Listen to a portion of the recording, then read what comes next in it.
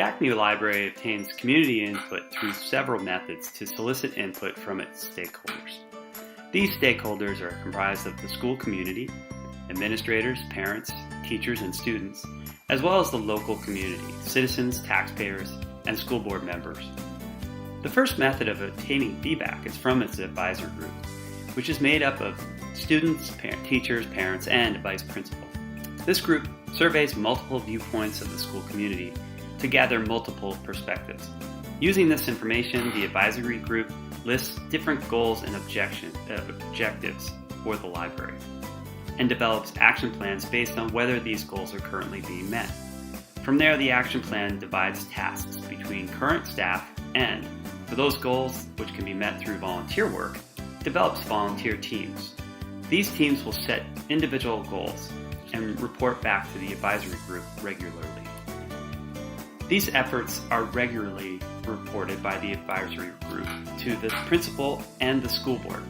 Also, these efforts are publicized in newsletters, the student newspaper, the library's website, and local news outlets, both to educate the public and to advocate for greater support through donations and increased advocacy. Another way to obtain community input is through both formal studies and informal interaction. Formal studies are research studies conducted at the university level, where researchers gather and analyze data for an academic paper, possibly for publication. Modified action research studies are an alternative to research study since it's embedded in regular, ongoing work of the class.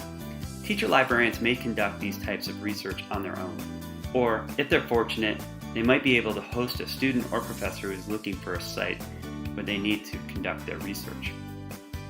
Informal studies are conducted by sending polls out to teachers, either for their use or to be used by students in their classes. Polls are also sent to parents or other groups in the community. The Acme Teacher Librarian also displays pen and paper surveys in the library to be either answered anonymously or by stapling answers to a bulletin board.